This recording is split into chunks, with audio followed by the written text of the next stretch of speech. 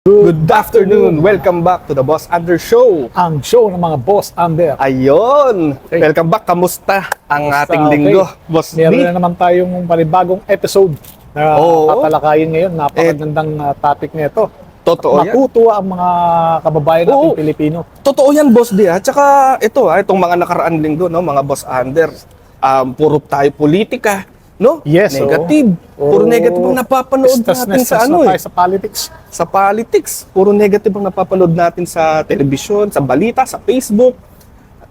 Ngayon, ang pag-uusapan natin, magandang pangyayari naman na ikapaproud ng mga Ng mga Pilipino. Yan yung Ayan. sinasabi ko. Oo. So, dito muna tayo po-focus dahil napakagandang pag-usapan to kasi sino ba naman yung ating pag-uusapan kundi binubuhat na naman ang buong Pilipinas Oo. sa karangalan ng tennis. ng tennis. So, guys, mga ka-boss under, mga ka-sports, Ayan.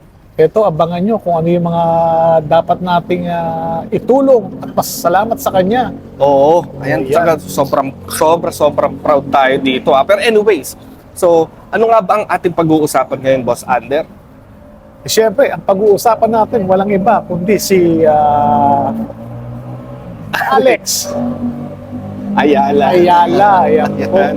Isang player na babae, na tennis player, na pumasok for the first time, ha? Oo. For the first time yan. Sa East Europe. Ito nga so ang topic natin ngayon na ito si Alex o Alexandra Ayala. Kung mga hindi nakikilala niya na, guys, trending na trending sa Facebook yan. At syempre, dahil trending, hindi tayo mawawala. Syempre, hindi tayo Kasi baka mawawala isipin nyo, dyan. puro Dahil- lang kami politika. Yes, sinusubaybayan din natin sa larangan. Kaya guys, Ikabubuti ng Pilipinas. boss, di ba nila napapansin, no? Nakapang-tennis tayo ngayon. Siyempre, kaya kailangan natin na yan. suporta sa ating So, katatapos lang ho ng Eastbourne Open sa UK. sa UK. No, kagabi ang finals kasi for the first time in the history of the Philippines, may nakapasok tayong pure-blooded Filipina, no?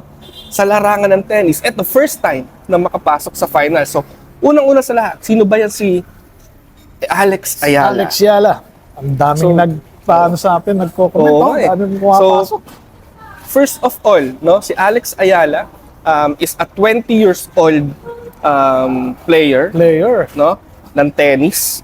At siya ay anak ng dating national team din na si Risa Maniego Ayala na Sa swimming sa yan, di ba? swimming. Oo, Swimming yan, oh. Boss D, sa swimming. So talagang blooded na atleta tong batang ito, no? Totoo yan. Nakikita naman sa kanyang pangangatawan eh. Oo. Talagang athlete na athlete ang Oo. Kumbaga, ang bloodline niyan, talagang dugong Athletic na atleta. athletic talaga. Pero ito kasing mahiwaga dyan, out of nowhere, no? Maraming kong hindi nakakakilala sa kanya. Kasi hindi naman lahat, Boss Dino, nanonood ng tennis. So, Hindi naman lahat bihira din lang.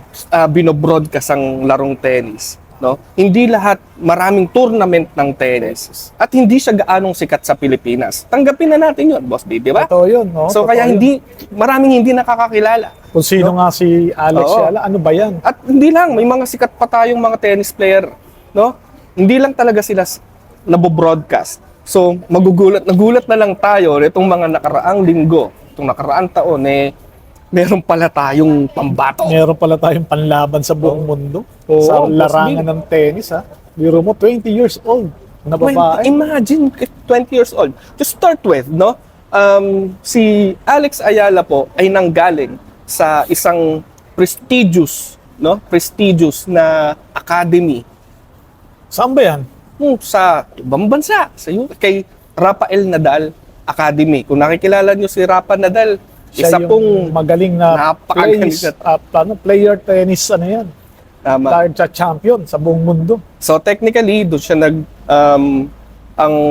nag-aral ng paglalaro ng tennis, nagpagaling.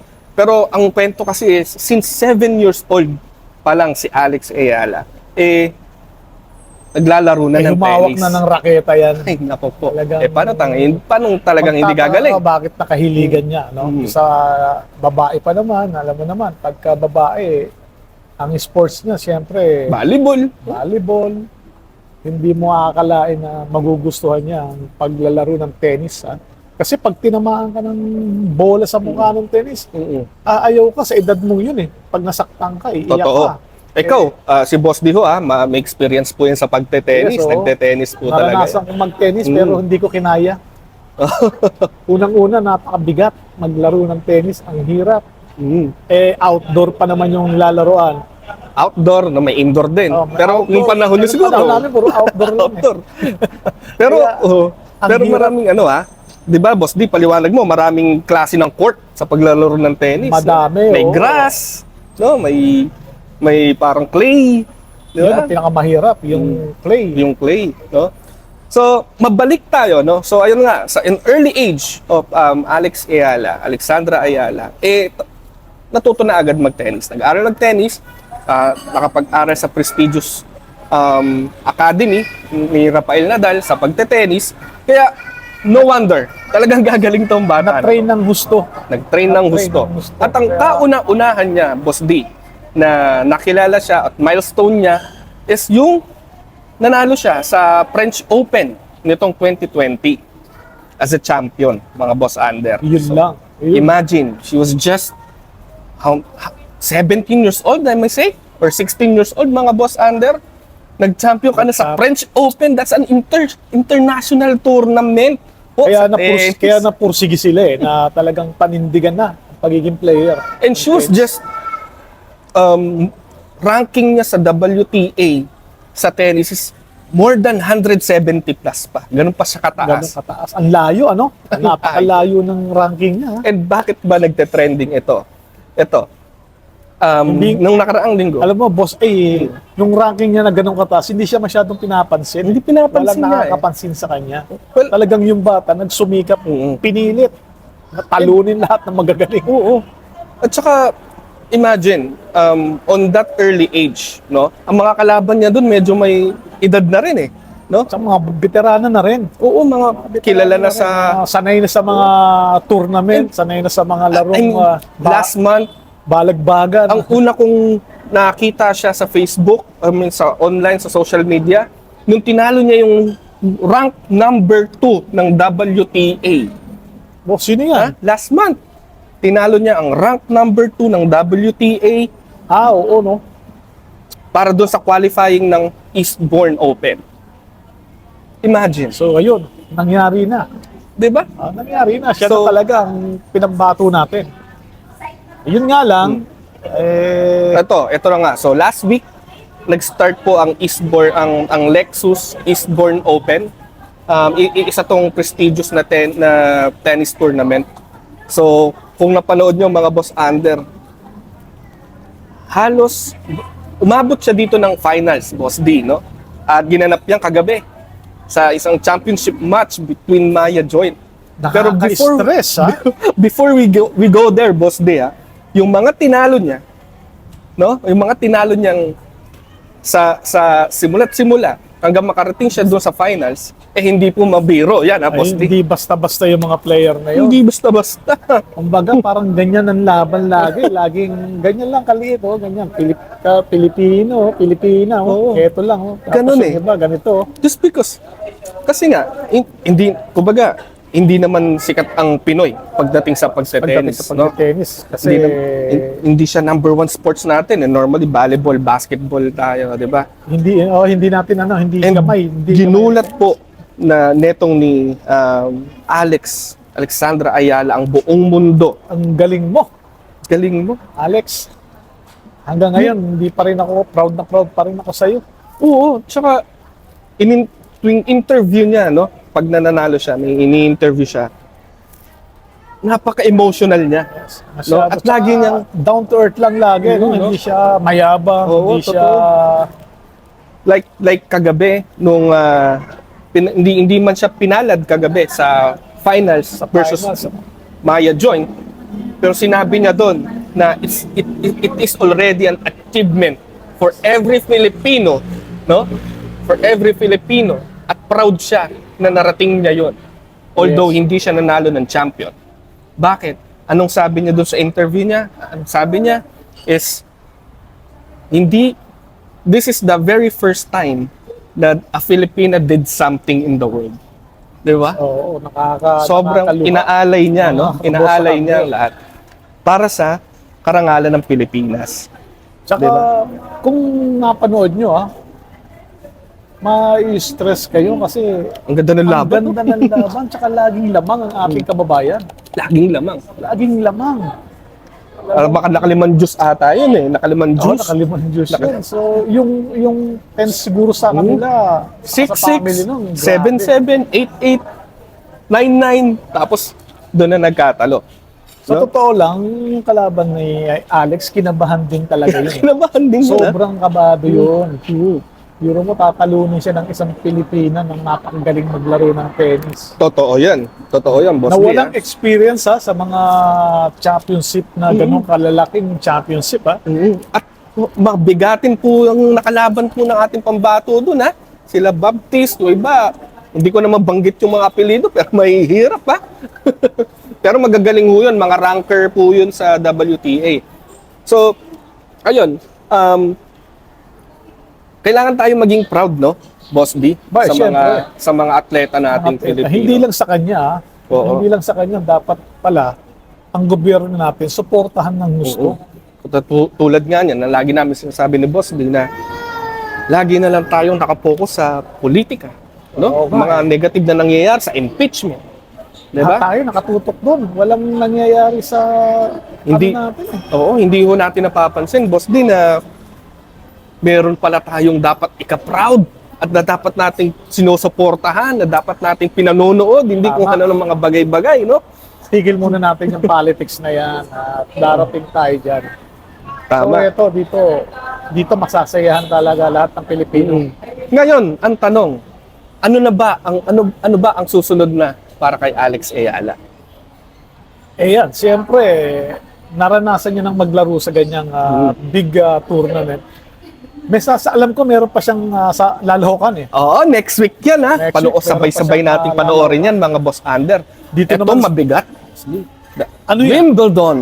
Oh, it's the highest, the toughest tennis league sa Europe. Sana naman yung mga sponsors. Yung nakalaban niya kagabi, makakalaban niya ulit yun next week sa June 30 pang start niyan. Isang linggo ho ulit yan.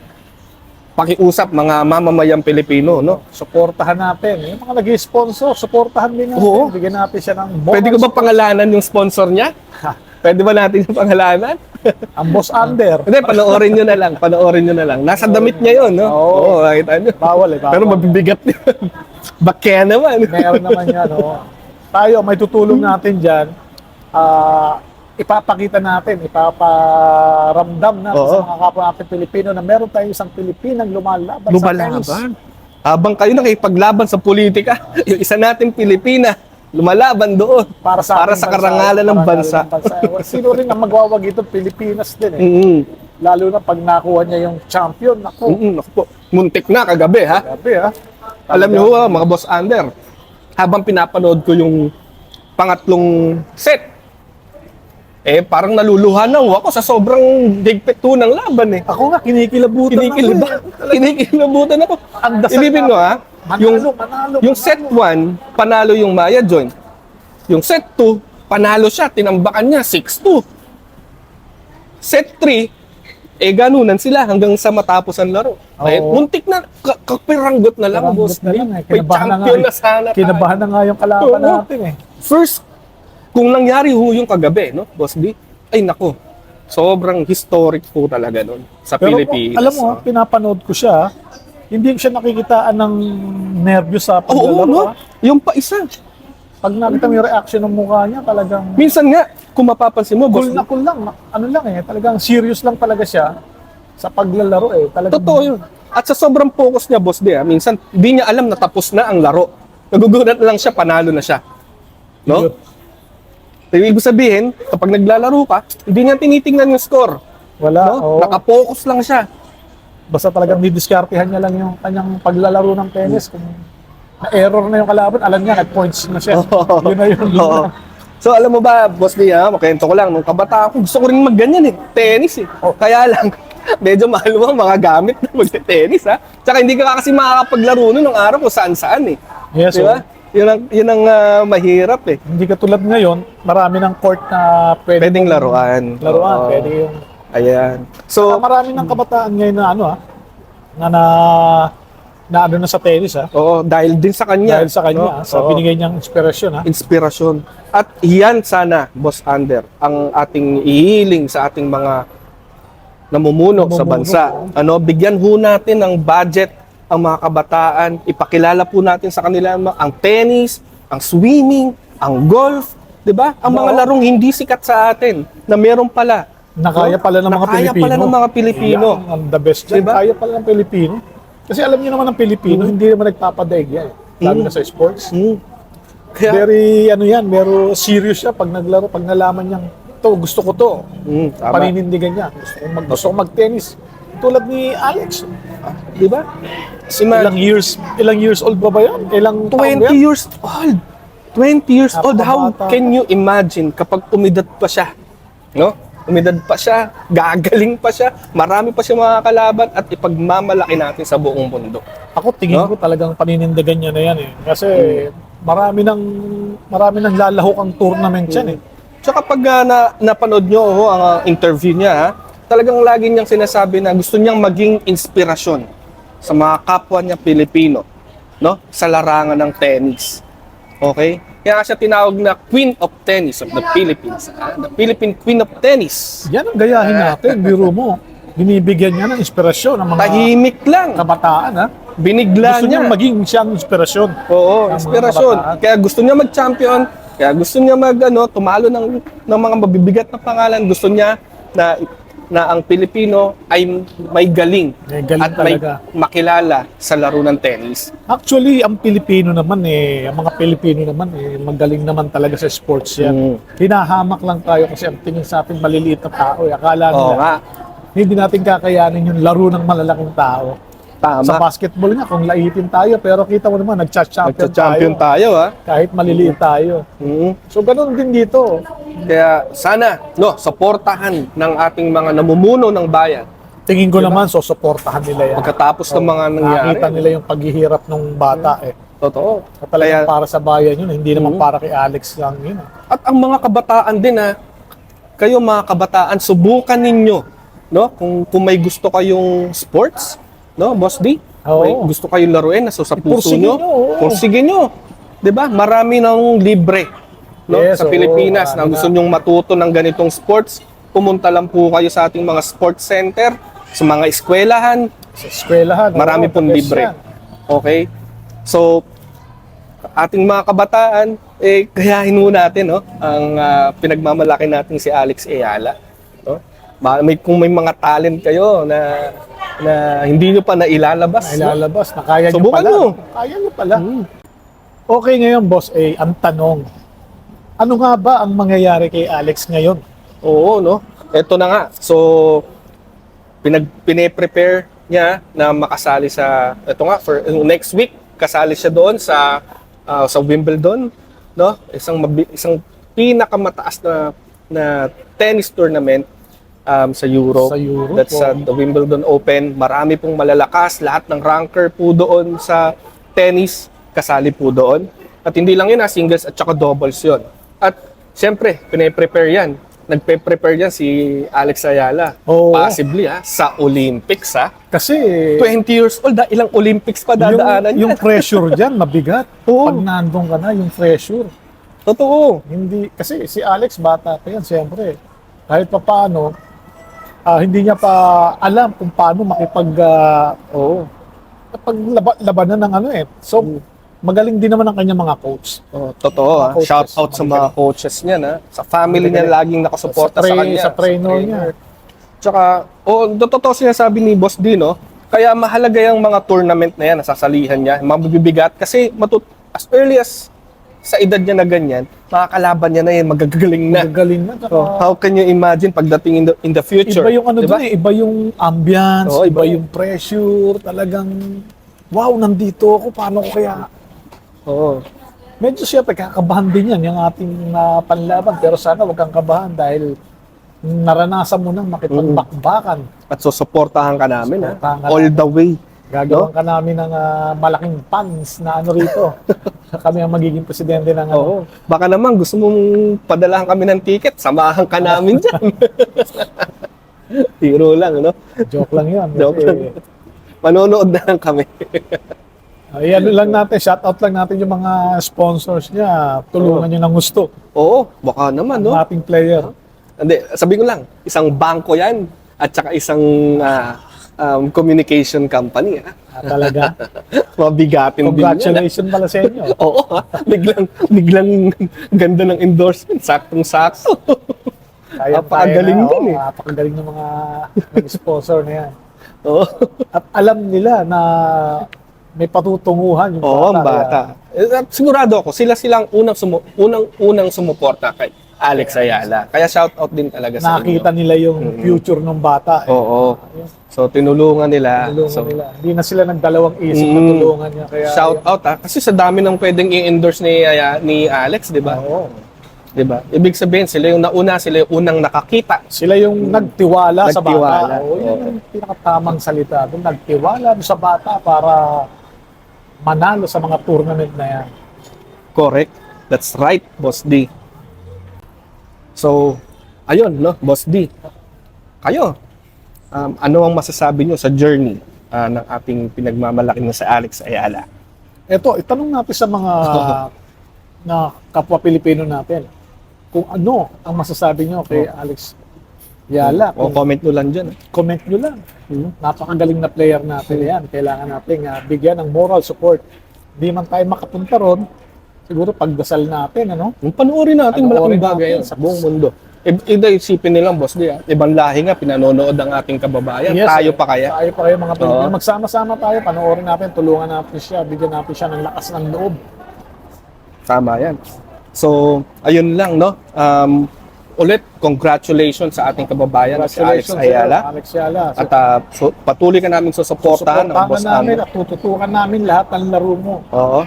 At congratulations din sa team, no? At family ni Alex Ayala Yes, na patuloy na sumusuporta sa kanyang mga laban.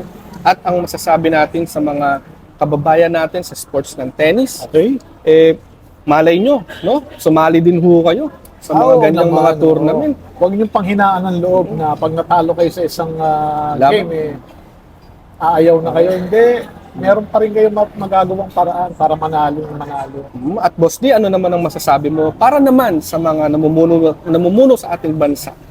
No? Ang masasabi ko lang sa mga namumuno sa ating bansa, syempre, tulungan natin muna yung mga lumalawak sa sports ng ating mga Pilipino, mga kapwa Pilipino, no?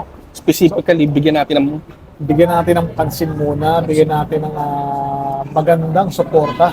suporta, budget. Budget. Pag sinabi mong suporta, budget yun. Syempre. Budget. No? Bigyan natin ng malaking budget, bigyan natin ng magandang... Isipin mo yung private company nga sinusuportahan eh. Paano pa kaya tayo, no? Pero tingin ko, itong nangyari kay Ma'am Alex. Ma'am Alex, natawag ko sa iyo kasi napakagaling mo. Talagang magiging isang leader ka pagdating ng araw. Oo. Ayan. At salamat, no, sa inspirasyon na binigay mo sa lahat ng mga Pilipino. At huwag Sa ka achievement. mag-alala, huwag ka mag-alala, Alex. Ikakalat namin to.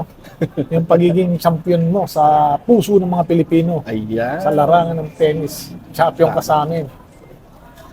Mismo. So, ayun, no? Mag-iingat ka sa mga bawat laro mo. Sana huwag ka ma-injury. Ayun, ang alagaan niya dapat. Mga injury. Ako ang mapapayo ko lang kasi huwag ka maglalaro na bad mood ka eh. Kasi no, para... Lagi naman, no? Pero alam naman na ni Alex Oo. yan, alam na ng mga coaches yan, alam na ng mga trainers. No? Hindi lang kasi physically, that mental din. Oo, mentally kailangan. prepared sa mga laban. Yun. So, ayun lang. So, Boss B, meron ka ba yung mga isa-shoutout ngayon? Shoutout lang sa mga bagong namumunong leader ng Pilipinas. Wala specific, ah. Shoutout Galingan ko. nila. Ako naman, shoutout ko lang ang aking mga kumpare, no? Paring Airo, paring Janjan, at aking tatay-tatayan doon sa aking tinitirahan, si Pres Jojo, Tatay Del. Thank you sa pagsuporta sa inyo. Iyon. So, ganun muna tayo. So hanggang dito na lang. Hanggang dito na lang muna. Abangan natin ang laban ng ating Alex Antayin Ayala. na lang namin yung Next. mga comment nyo sa ano, At comment nyo na lang, supportan nyo sa kanya. Okay na. okay na yun. Yung mga comment na magaganda. So ayun lang. Tingin ko naman, wala namang basher na mangyayari dito. So bago kami umalis, iiwanan namin kayo ng aming napakagandang kasabihan na kapag boss under ka, Behave ka. behave ka. Pang tennis tayo. Ayun. So yun lang. Thank you so much. Thank you so much. Congratulations. Adios.